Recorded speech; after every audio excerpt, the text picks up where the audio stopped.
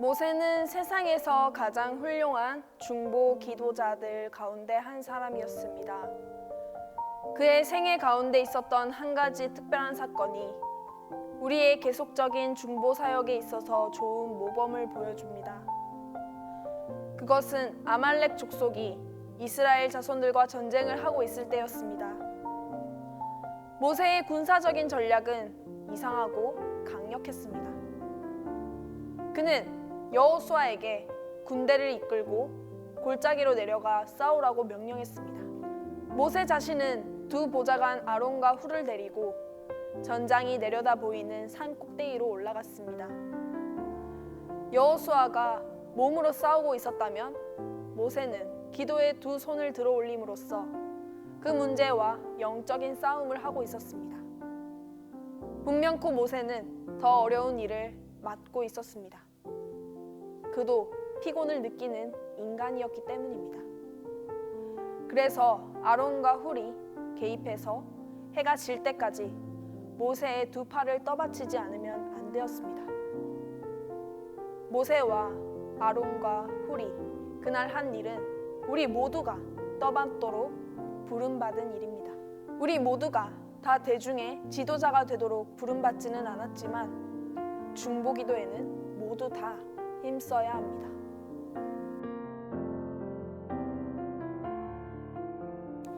이 중보사역은 우리 혼자 감당하는 것이 아닙니다. 우리의 미약한 중보기도는 영원한 중보자 되시는 예수님에 의해 뒷받침되고 힘을 공급받습니다. 바울은 우리에게 죽으실 뿐 아니라 다시 살아나신 이는 그리스도 예수시니 이는 하나님 우편에 계신 자요 우리를 위하여 간구하시는 자신이라. 이런 말씀으로 확신을 주고 있습니다. 핵심은 우리의 중보 사역이 오직 그리스도의 끊임없는 중보 사역으로서만 가능해진다는 사실입니다. 우리가 믿음에 의해서만 구원받는다는 것, 그리고 하나님께 용납받기 위해서 우리가 할 수 있는 일은 아무것도 없다는 사실을 아는 것은 훌륭한 진리라고 할 수 있습니다. 마찬가지로 우리는 믿음에 의해서만 기도합니다. 그 믿음은 우리의 영원한 중보자 예수 그리스도께서 우리의 기도 생활을 책임지고 계신다는 믿음입니다. 더 나아가 그리스도께서 우리의 연약하고 잘못된 중보 기도를 바로 잡아주시고 깨끗게 하셔서 거룩하신 하나님 앞에 드려질 수 있게 합니다. 거기서 또 더 나아가 그의 기도는 우리로 하여금 기도하고자 하는 소원을 잃지 않게 하며 우리를 계속해서 강건할 뿐 아니라 우리의 기도를 하나님이 들어주신다는 소망을 갖게 합니다. 하늘에 계셔서 중보하시는 예수님의 모습은 우리에게 그의 이름으로 기도할 수 있는 힘을 주십니다.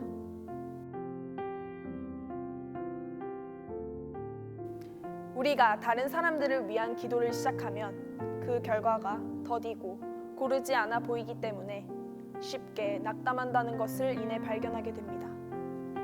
그 이유는 우리가 하나님의 뜻과 인간의 의지가 기묘하게 혼합되는 지점에 들어서기 때문입니다. 하나님은 결코 강요하지 않습니다.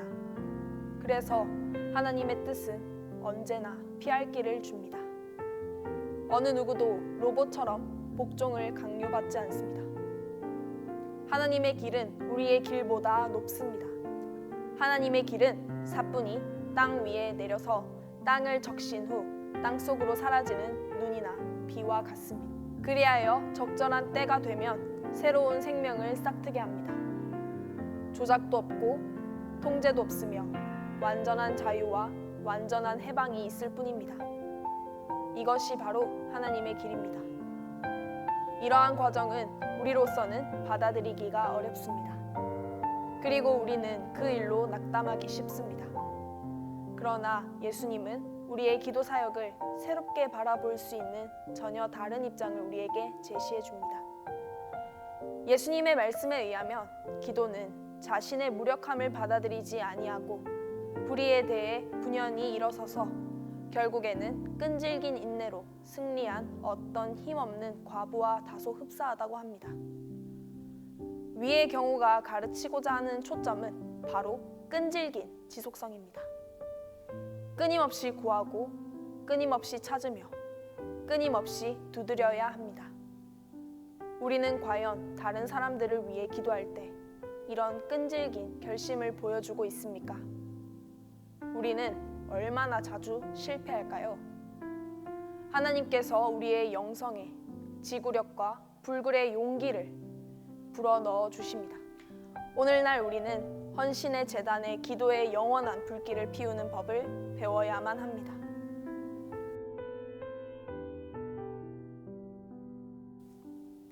당신이 속한 공동체가 집단적인 기도를 교회의 중대사로 여긴다면 여러분들이 하나님께서 주신 이런 은혜로운 선물에 대해서 기뻐하리라 믿습니다. 많은 사람들이 그와 같은 복을 누리지 못하고 있습니다. 우리 중 대다수가 그리스도인 지도자들이 그런 영역에서 우리를 인도하지 못하기 때문에 그런 기도의 복을 누리지 못합니다. 그러나 그렇다고 해서 우리의 중보 사역이 중단되어서는 안 됩니다. 우리는 하나님 앞에서 하나님이 우리 모임 속에 넣어주신 사람들을 위해 기도해야 할 책임이 있습니다.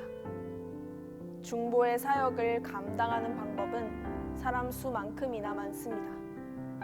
어떤 사람들은 규칙적으로 관심을 갖고 기도해 주기 원하는 사람들의 명단을 작성해 두는 방법을 택합니다. 또 다른 접근은 원수들을 위한 기도부터 시작하는 것입니다. 가장 먼저 해야 할 중보는 이러합니다. 제가 어리석게도 원수라고 생각하는 아무개를 축복하옵소서.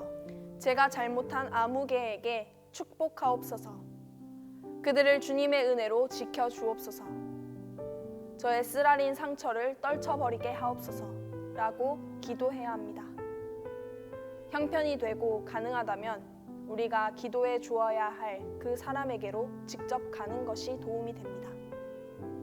그것이 비록 예수님의 유일한 방법은 아니더라도 일반적인 방법이었습니다. 여러분들께선 어떤 내용의 기도를 좋아하십니까? 하는 간단한 질문이 때때로 구체적인 동기부여가 될 수 있습니다. 기도는 다른 사람들을 사랑하는 방법이므로 거기에는 언제나 예의 바름과 은혜와 존중심이 질서정연하게 갖추어져 있음을 명심해야 합니다. 한 가지 주의해야 할 점은 우리 중 어느 누구도 모든 사람과 모든 것들을 위한 기도의 짐을 질 수는 없다는 것입니다. 우리는 유한한 인간입니다. 그러므로 우리의 한계를 인식하는 것은 겸손한 행위입니다. 종종 사람들이 우리에게 찾아와 말로만 그저 저를 위해 기도해 주세요 하고 부탁하는 경우가 있습니다. 그들은 자신이 우리에게 어떤 것을 부탁하는지 모르고 있습니다. 그럴 경우 우리는 그 문제를 신중히 고려하여 보다 높은 차원의 자극이 있을 때까지 기다려야 합니다. 하나님께서 우리가 누구를 위해서, 무엇을 위해서 기도해야 하는지 분명히 밝혀주십니다. 그러므로 그 밖의 모든 상황은 하나님께 맡겨야만 합니다. 이상 중보기도에 대한 강의였습니다. 이 영상은 유튜브나 교회 홈페이지에서 찾아볼 수 있습니다. 중보기도를 드리고 후에는 기도 시간이 있습니다.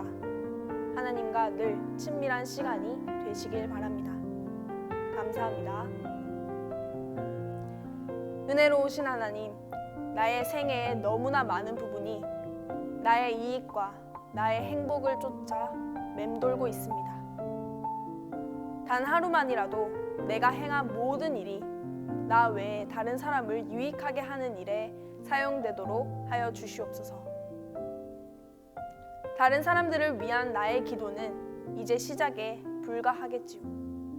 어떤 칭찬이나 보상을 바라지 않고 그렇게 할 수 있도록 도와주옵소서. 예수님의 이름으로 기도드립니다.